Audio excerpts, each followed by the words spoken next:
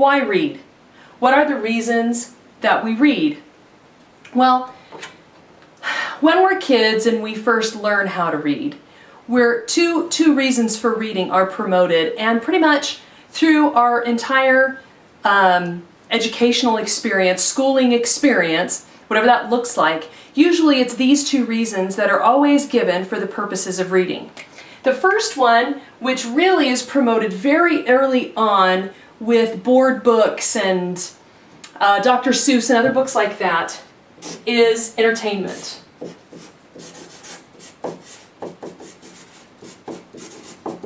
Now, I help a lot of book groups, right? And what we get a lot of times in a book group scenario is that if you try to promote one of the other reasons that we're going to put up here for reading, what you'll get is a lot of individuals that say, I just want to relax. I just want to have fun. I just want to read entertaining books. Reading for entertainment is very legitimate. In fact, even when we're reading for other purposes that we'll put up here, entertainment, it's great when entertainment is part of the equation. When we feel entertained when we're reading. It helps us feel motivated and keep going and enjoy the process of what is ultimately the major component in self-education, and that is to read. So we read for entertainment. It's legitimate. You should want to be entertained. But entertainment is just the beginning. And it's not the only reason to read, and it's not the best reason to read. And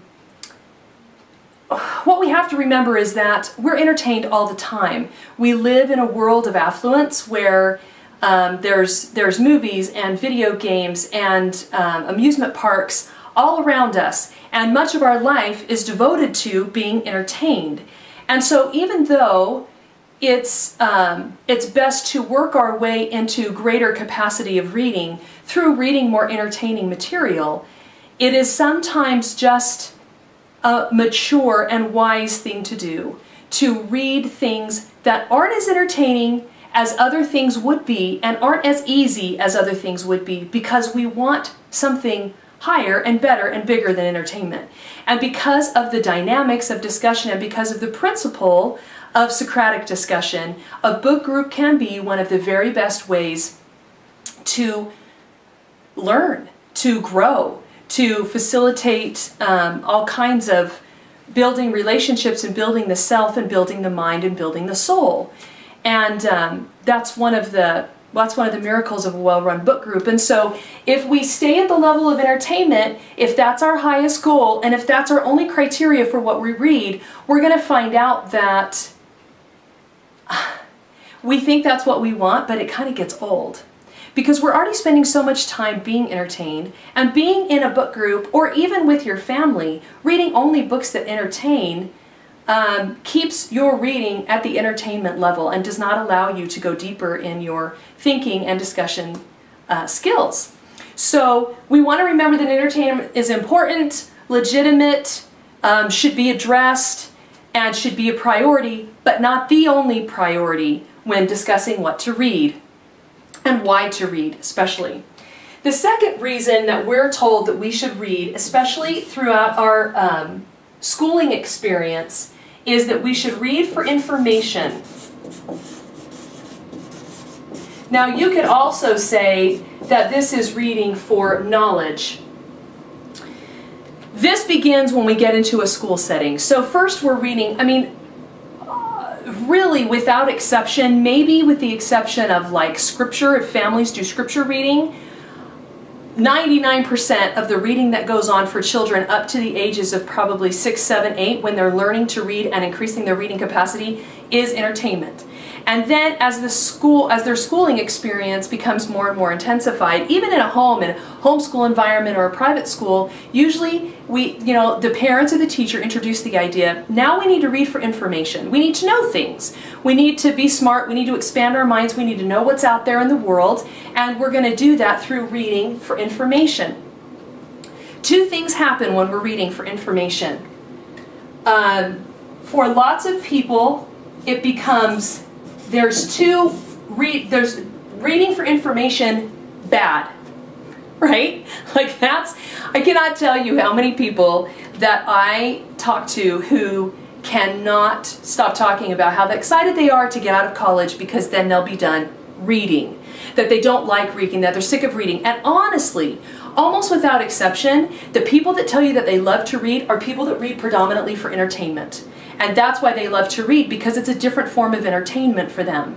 Their mind, kind of works more that way, or they read for entertainment when they were younger, and most of their reading stays right at that level. Every once in a while they'll read for information, or they'll get information out of the reading that they do for entertainment. But many, many people come out of their school experience burned out, done with reading for information. So much of the reading for information that they did was done in a textbook type format.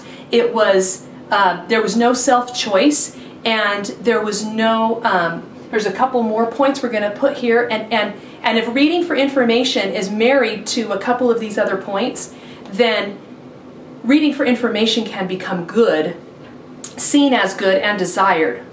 Now, reading for information, especially in adulthood, but sometimes in the youth years, becomes good when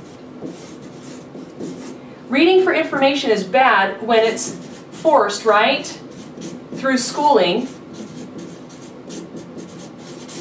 Reading for information can be good when it's self-motivated. So, you might talk to someone who will tell you that they hate to read, but when it comes to motorcycles or cars, when it comes to football dream teams or sewing, maybe travel, vacationing, interior design, they will read forever. They'll get multiple sources. They'll look at pictures too, but they want information, and they don't think of that as reading, because they're getting information based on what their individual talents or interests are, and they've discovered that there's endless amounts of information to gain.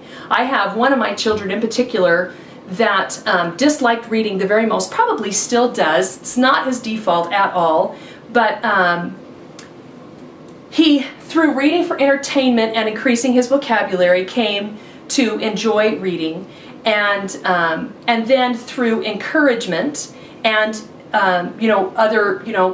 if I said, well, we're going to discuss it, that kind of encouraged him. He read other books. Red Scarf Girl was one that he really didn't want to read. He got halfway through it and he realized, oh, this is entertaining, also kind of painful, but has great information in it. And he encourages other kids to read it.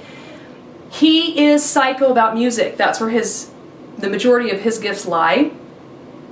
And that kid is on the computer all the time, reading and watching anything he can possibly find on guitars, theory, cello. He's really fascinated with the cello, drums, rhythm, anything to do with music, and constantly watching and reading things.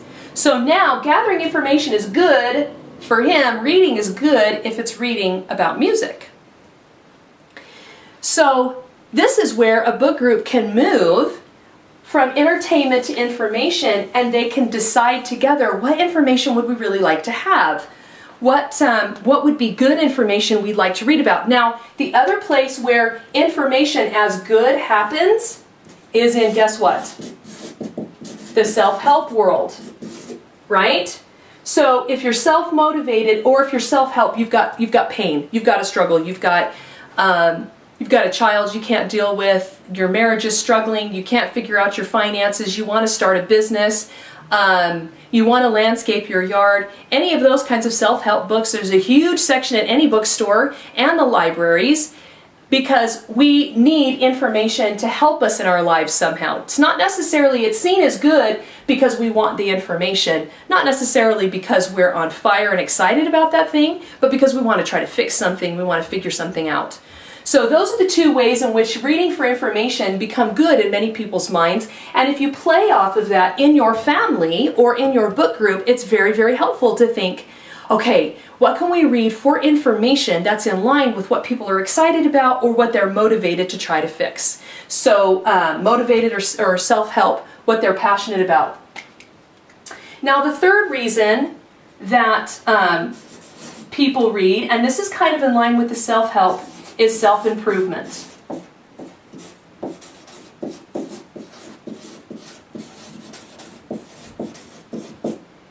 So the self-help can go with gleaning information about how to fix the lock on your car, or it might have to do with, I just am in pain and I need to fix my marriage. But you want to improve yourself. This could be really deep and analytical and meaningful, or it could be really simple.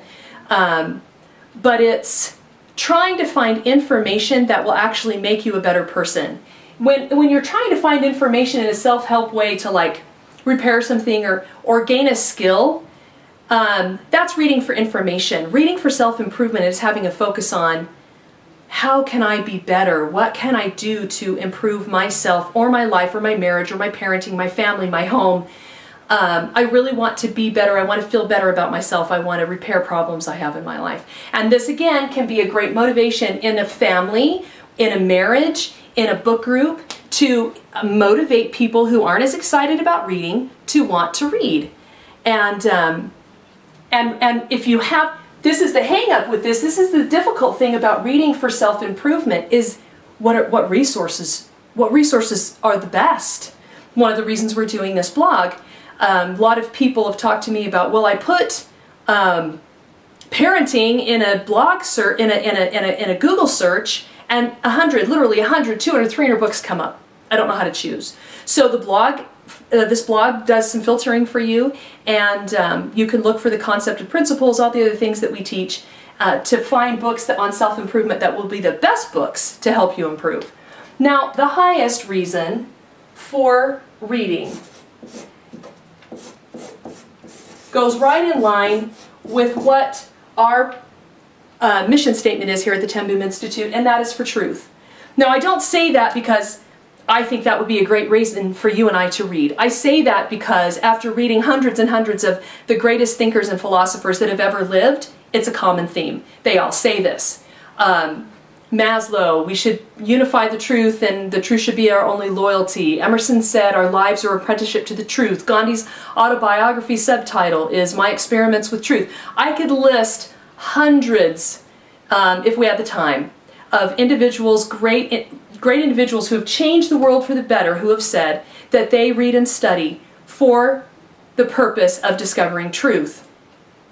That truth should be the thing that we pursue in life. Truth will help make sense of the self-improvement and the information that we gain. And just because you're reading for truth doesn't mean that you can't also read for information and read for entertainment. Many of the greatest books that I absolutely love, The Hiding Place, Schweitzer's autobiography, Christie, they're entertaining. But they also have incredible information. They help me to improve myself, and I find lots of truth in them that helps me to be a better person. Now, there's a lot of criteria for truth. Maybe it's truth in science and how an experiment was done. Maybe it's the truth in history and combining multiple sources and finding out what really happened. Maybe it's the truth as we talk about it here as natural laws and principles that guide human beings. But whatever that truth is, the pursuit of it in a group, in a marriage, in a family, in an organization, in a business, in a book group, brings the highest level of commitment, enlightenment, and joy and excitement to any reading experience. So these are the reasons to read: entertainment, information, self-improvement, and truth. And jot those down and think about those, and in your reading consider how you can better read for some of these higher reasons of self-improvement and truth, and you will find that your reading will take on new and deeper meaning, and you'll have greater enjoyment in what you read.